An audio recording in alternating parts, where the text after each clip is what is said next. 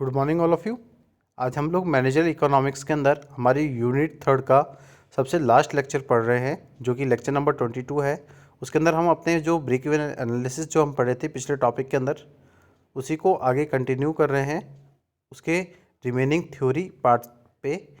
तो जो आज का हमारा पहला टॉपिक है वो है कि way to monitor break even point, कि हम अपने ब्रेक इवन पॉइंट को किस तरीके से मॉनिटर करेंगे, कौन कौन से तरीके हैं ब्रेक इवन पॉइंट को मॉनिटर करने के। तो सबसे पहला है प्राइसिंग एनालिसिस। मिनिमाइज और eliminate the use of coupons और other price reduction offers since such promotional strategy increase the break even point. कि अगर हमें अपनी जो भी कूपन्स है, जो भी हमने यूज़ किए हैं कूपन्स, अगर उनको हमें मिनिमाइज़ करना है या एलिमिनेट करना है, या जो भी अदर प्राइजेज है उनको रिडक्शन करना है किसी ऑफ़र में, तो जो भी हमारी प्रमोशनल स्ट्रेटेजी होंगी वो इंक्रीज होंगी किसी एक ब्रेक इवन पॉइंट पे। नेक्स्ट पॉइंट है हमारा technology analysis. Implementing any technology that can enhance the business efficiency. कि जब भी हम किसी नई टेक्नोलॉजी को इम्प्लीमेंट करेंगे तो वो हमारी बिजनेस एफिशिएंसी को इन्हेंस करेगी, मतलब इंक्रीज़ करेगी। तो thus the increasing capacity with no extra cost. तो जो भी हमारी कैपेसिटी इंक्रीज होगी उसके लिए हमें कोई भी तरीके की एक्स्ट्रा कॉस्ट ना देनी पड़े। तीसरा पॉइंट है cost analysis. Reviewing all fixed costs constantly to verify if any can be eliminated can surely help. Also review the total variable cost to see if they are can be eliminated. This analysis will increase the margin and reduce the break even point. कि अगर हम cost analysis कर रहे हैं तो ये भी एक तरीका है ब्रेक इवन पॉइंट को मॉनिटर करने का।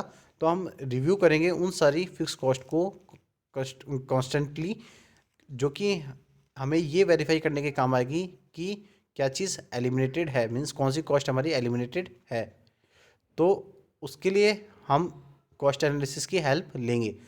और अगर हमें ये रिव्यू करना हो कि जो टोटल वेरिएबल कॉस्ट है वो क्या किस तरीके से एलिमिनेट हुई है, तो ये जो कॉस्ट एनालिसिस है ये इंक्रीज़ करेगा उस मार्जिन को जो कि ब्रेक इवन पॉइंट को रिड्यूस कर रहा है।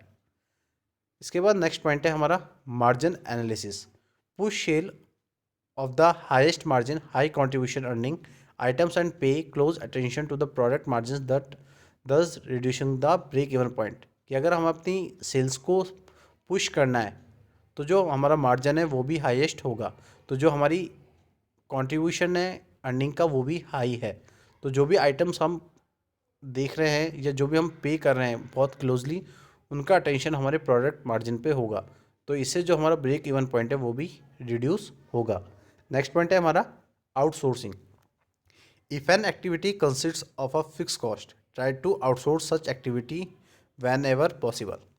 कि अगर आप कोई एक्टिविटी ऐसी कंसिस्ट कर रहे हैं जहाँ पे आपकी फ़िक्स कॉस्ट हो रही है, तो आपको ये ट्राई करना चाहिए कि आप किसी आउटसोर्स एक्टिविटी पे अगर पॉसिबल हो तो आप तो उसमें ट्राई करें। तो आपकी जो ब्रेक इवन पॉइंट है, जो पॉइंट है हमारा ब्रेक इवन, वो रिड्यूस हो जाएगा। अब हम समझ रहे हैं कि क्या बेनिफिट्स हैं ब्रेक इवन एनालिसिस के। तो सबसे पहला पॉइंट है कैच मिसिंग एक्सपेंसेस। कि जो हमारे एक्सपेंसेस, जो हमारे खर्चे जो हमसे छूट गए हैं, उनको ढूंढने में ये हमारी हेल्प करता है किसी बिजनेस में। तो when you are thinking about a new business, जब आप किसी नए बिजनेस के लिए सोच रहे हैं, तो it's a very much possible that you may forget about few expenses. तो आपको ये सोचना होगा उस समय, आपको ये सब चीज़ भूल जानी पड़ेगी कि मेरे छोटे मोटे खर्चे क्या हैं। तो therefore if you do a break even analysis you have to review all your financial commitment to figure out your break even point. तो आपको उसके लिए क्या करना चाहिए, ब्रेक इवन एनालिसिस करना चाहिए। कि अगर आप कोई नया बिजनेस स्टार्ट कर रहे हैं और आप ये चीज़ बोल चुके हैं या आप ये चीज़ फॉरगेट कर चुके हैं कि कौन कौन से मेरे एक्सपेंसेस थे, तो ब्रेक इवन एनालिसिस आपके वहाँ पे हेल्प कर रहा है कि आप उसके रिगार्डिंग रिव्यू लें, अपने फाइनेंशियल कमिटमेंट जो भी लिया था उसके रिगार्डिंग रिव्यू लें और ये फिगर आउट करें जो कि आपको ब्रेक इवन पॉइंट पे मिलेगा। तो this analysis certainly restrict the number of surprises down the road. तो ये जो एनालिसिस है ये सर्टेनली क्या करती है, रेस्ट्रिक्शन लगा देती है कि कोई भी हमें किसी भी तरीके की प्रॉब्लम्स ना आए। नेक्स्ट पॉइंट है set revenue target. Once the break even analysis is complete you will get to know how much you need to sell to be profitable. कि अगर हमें अपने रेवेन्यू टारगेट को सेट करना है तो वो ब्रेक इवन एनालिसिस हमारी वहाँ भी हेल्प कर रही है। तो अगर हम किसी ब्रेक इवन एनालिसिस को कंप्लीट कर चुके हैं और हमें ये पता करना है कि हमारा जो सेल है उसकी क्या नीड है, कि वो प्रॉफिट लेके आ रहा है या लॉस लेके आ रहा है। तो उसको देखने के लिए भी हमें हेल्प करेगी कि हमारा कितना रेवेन्यू टारगेट है, कितना हमारा प्रॉफिट होना चाहिए उस सेल से। तो this will help you and your sales team to set more concrete sale goals. और ये आपको हेल्प करेगी, बिजनेस को भी हेल्प करेगी, साथ साथ जो हमारी सेल्स टीम है जो हमारे प्रोडक्ट्स को सेल कर रही है उनको भी सेल गोल्स को अचीव करने के लिए मोटिवेट करेगी। इसके बाद नेक्स्ट पॉइंट क्या है, मेक स्मार्टर डिसीजन, कि अगर हमें अपने बिजनेस के अंदर कुछ अच्छे डिसीजंस लेने हैं, स्मार्टर डिसीजंस लेने हैं, तो वहाँ पे भी हमारी जो ब्रेक इवन पॉइंट है वो हेल्प कर रहा है। तो entrepreneur often take decision in relation to their business based on emotion. अगर एंटरप्रेन्योर देखें आप, तो एंटरप्रेन्योर जब भी कोई डिसीजंस लेगा किसके रिलेशन में, बिजनेस के रिलेशन में, अगर उस वो किससे बेस्ड है, इमोशन से बेस्ड है। कि आप किसी बिजनेस के एंटरप्रेन्योर हैं और आप जो भी डिसीजंस ले रहे हैं उस बिजनेस के रिलेशन में वो आपके इमोशन से जुड़े हुए हैं। तो इमोशन इज़ इम्पॉर्टेंट, कि how you feel through it's not enough. तो जो इमोशन है वो बहुत इंपॉर्टेंट है, कि आप कैसा फील कर रहे हैं, ये आपके लिए काफ़ी है या नहीं है। तो in order to be a successful entrepreneur, अगर आपको सक्सेसफुल एंटरप्रेन्योर बनना है तो your decision should be based on fact. तो आपके जितने भी जो डिसीजंस होने चाहिए वो सारे फैक्ट पे बेस्ड होने चाहिए। इसके बाद हमारा नेक्स्ट जो पॉइंट है वो है fund your business. This analysis is a key component in any business plan. ये जो हमारा ब्रेक इवन एनालिसिस है ये की कंपोनेंट है किसका, बिजनेस प्लान का। कि अगर जब भी हम बिजनेस प्लानिंग करेंगे तो ब्रेक इवन पॉइंट को या एनालिसिस को करके देखेंगे। तो it's generally a requirement if you want outsider to fund your business.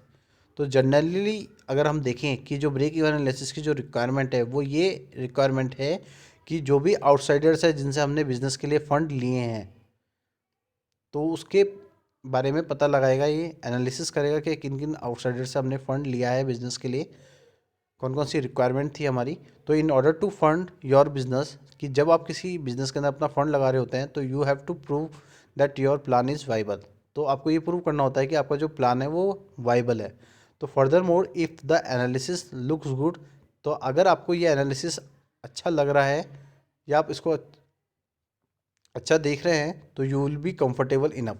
तो आप उस पर्टिकुलर डिसीजन से कंफर्टेबल रहेंगे और ना कि आप कोई तरीके का बर्डन लेंगे जो कि आपकी फाइनेंसिंग से रिलेटेड है। मतलब आपको कोई भी फाइनेंसिंग से रिलेटेड बर्डन हो रहा है और आप कंफर्टेबल फील करना चाहते हैं तो आपको ये ब्रेक इवन एनालिसिस करनी चाहिए।